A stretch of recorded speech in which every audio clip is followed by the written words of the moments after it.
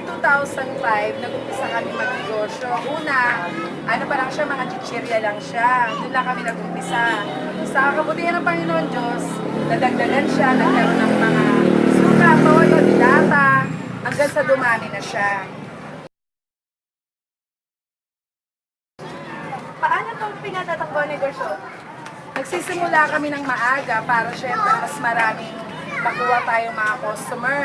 Nag-umpisa kami ng 7 hanggang mga 9 lang kami para naman syempre makapagpahinga rin kami.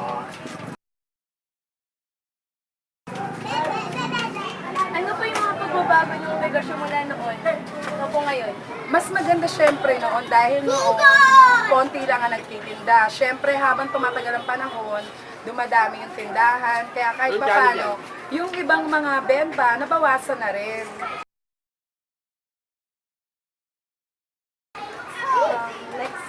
Next question po. Ano ang mga nangyayari sa pang-araw-araw ng negosyo?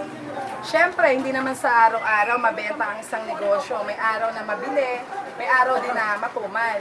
Pero bilang syempre isa kang tindera, kailangan mas ma-approach mo yung customer mo na maayos para yung benta pa rin sa'yo mapunta. Last po na question. Ano po yung maipapayo niyo po sa mga gusto pa pong magnegosyo? Siyempre, lahat naman ng tao gustong magnegosyo. Kaya mapapayo ko lang sa kanila, kung saan kayo mas gusto nyo talaga yung isang negosyo, dun kayo. Kung mas talagang hawak nyo na magkaroon kayo ng tindahan, yung tindahan ang gawin nyo. Kung ano ba yung nasa puso nyo, tindahan ba? Siyempre, kung ano yung mas maganda na inegosyo mo, kailangan nyo na mas gusto mo.